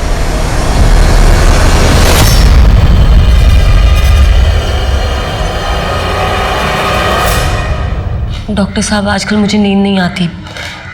मैं 4-5 रोज से सोई नहीं हूँ। मेरा एक हाथ भी कांपता है। बहुत मेहनत कर रही हूँ ना आजकल।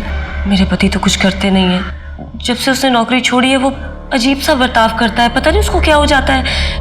मुझ पर हाथ उठाता है, बिना बात के चीखता है, लोगों से झगड़ता है। देखिए, अब परेशान मत होइए। मैं आपको 7 दिन की नींद की दवा लिख रहा हूँ, उसे आप लीजिए, आप ठीक हो जाएंगे। और अगर आपके पति ज़्यादा ही गुस्सा दिखाएं तो उन्हें चाय के साथ 1 बूंद डाल के दे दीजिएगा। मैं तो कहता हूँ उन्हें आप यहाँ ले ही जाइए।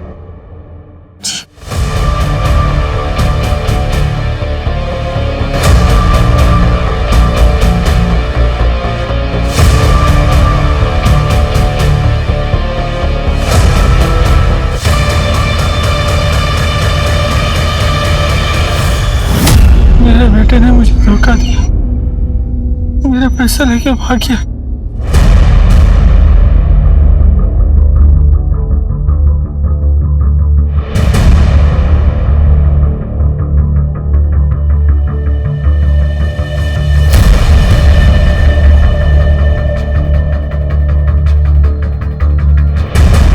सर, 2 आदमी आते हैं करीब 4 बजे।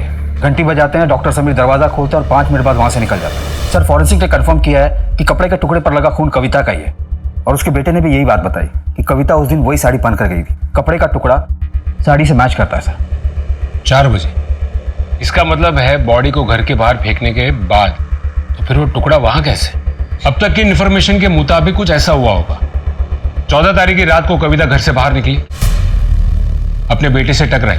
उसके बाद वो कहां गई उस बात की अपने पास कोई इन्फॉर्मेशन नहीं। उसके बाद उसके साथ जुर्म होता है, उसे घर के बाहर फेंका जाता है करीब 2:30 बजे। फिर 4 बजे वो दोनों लोग डॉक्टर समीर का खून करते थे। फिर वही दोनों लोग या तो डॉक्टर समीर से फोन करवाते या खुद ही रिसेप्शनिस्ट को कह देते हैं कि डॉक्टर समीर छुट्टी पर गए हैं। डॉक्टर समीर के प्रिस्क्रिप्शन रिकॉर्ड और कॉल रिकॉर्ड से एक बात तो साफ है कि कविता उस दिन कंसल्टेशन के लिए गई थी और उस दिन वो डॉक्टर समीर से पहली बार मिल रही थी।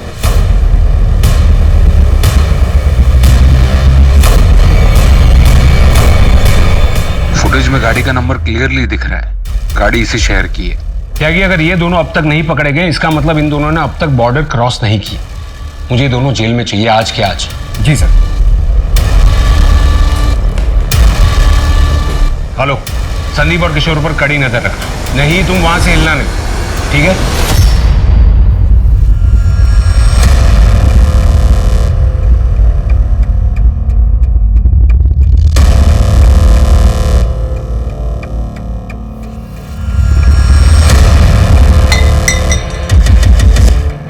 सर, पार्शियल प्लेट से व्हाइट कलर की 2 टेम्पो ट्रैक होगी। उसमें से एक गाड़ी का नंबर सीसीटीवी फुटेज में दिखे गाड़ी के नंबर से मैच होता है। उसमें से एक रात को अलीबाग में था, किसी बाबू का है सर। गुड जॉब, उठा लो सबको। पुलिस को पता लगा कि इनका एक बड़ा गैंग है जो अलग अलग शहरों में लोगों को फंसा के अपना शिकार बना रहे हैं। खास करके पीड़ित और मजबूर महिलाओं को, और अलग अलग तरीकों से इनके बारे में पता लगाते हैं। कभी मनोचिकित्सकों से, कभी लोन देने वालों से, कभी कभी महिलाओं की मदद करने वाली संस्थाओं से, यहाँ तक कि इन लोगों ने तो एडवर्टाइजमेंट्स की तक मदद ली है।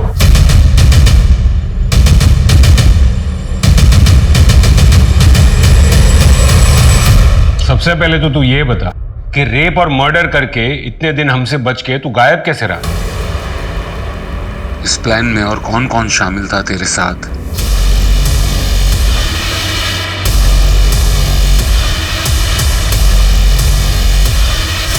आओ आओ, आखिरकार तुम आ ही गई। मैं कब से इंतजार कर रहा हूं तुम्हारा।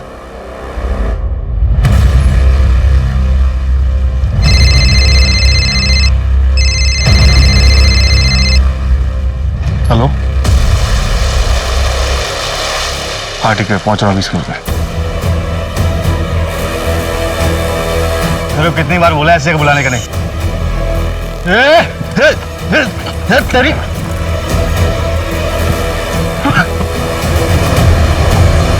शर्म आती तुम्हें अपना ऑफिसर कहते हुए? तुम्हारे जैसे चंद लोगों की वजह से पूरा पुलिस डिपार्टमेंट बदनाम है। कौन है वो लोग जिन्हें तुम बचाने की कोशिश कर रहे हो? सर, मुझे नहीं मालूम कि ये रेप और मर्डर किसने किए। मैं तो कुछ पैसे के लिए बस इन्हें इंफॉर्मेशन देता था, बस यही कि हमारी नाकाबंदी कहाँ लगने वाली है।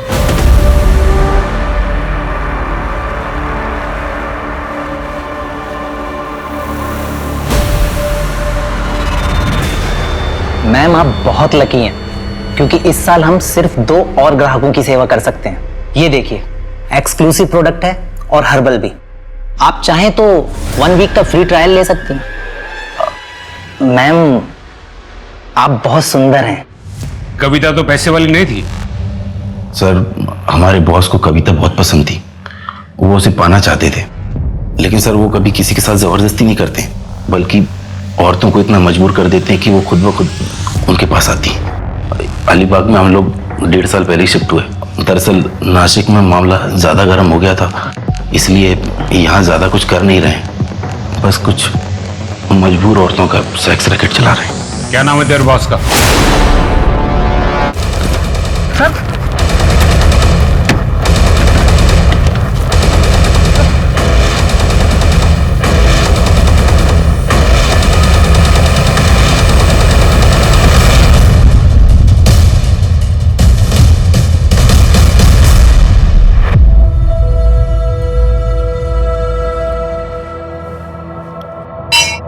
देख कविता, पुजारी जी यहाँ नए हैं, लेकिन इन्होंने मेरी बहुत मदद की है।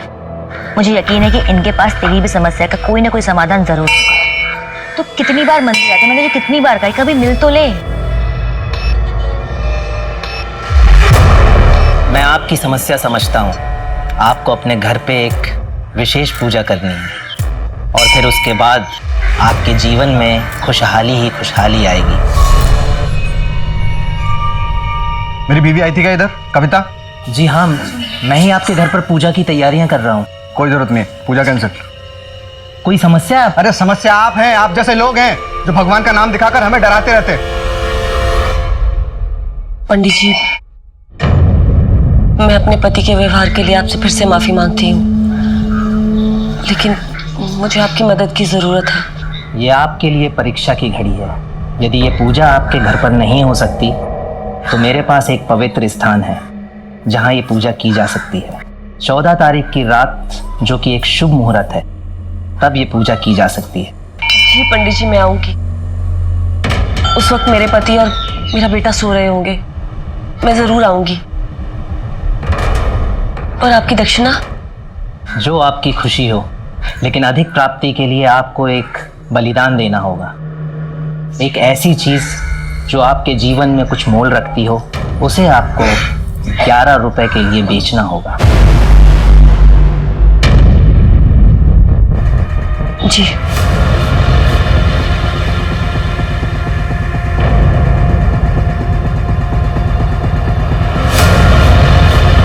कविता, तू? और डॉक्टर समीर को? उसे तो मारना ही था। वो सांगली मेरे गांव से था। उसने मुझे मंदिर में पहचान लिया था।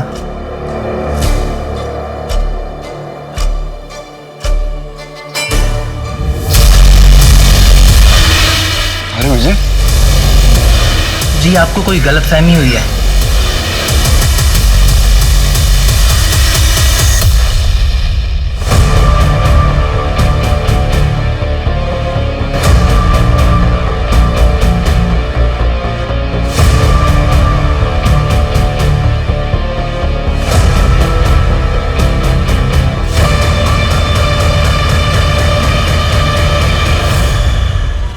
इस पेड़ के नीचे अगर पैसे डाल दो तो दुगने हो जाते हैं। बस आपको 6 महीने के लिए इस पेड़ के नीचे रहना पड़ेगा।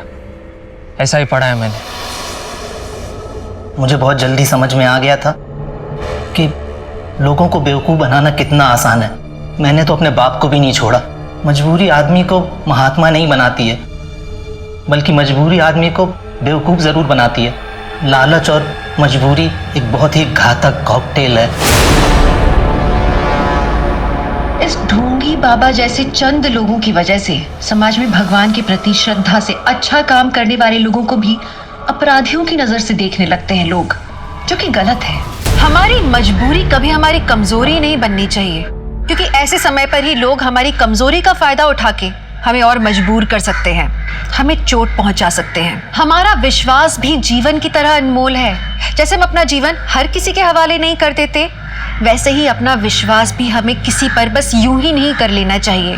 सोच समझ कर इंसान पर विश्वास करें। एक गलत इंसान पे विश्वास, जिसकी बहुत बड़ी और बुरी कीमत आपको चुकानी पड़ सकती है। इसलिए प्लीज सतर्क रहें।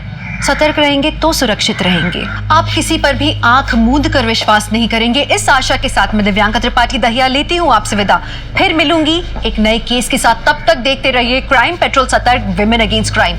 एक औरत पर वार, अब हर औरत का भार। जय हिंद। इस तरह के और भी एपिसोड देखने के लिए हमारे चैनल को सब्सक्राइब करें और बेल आइकन दबाना ना भूलें।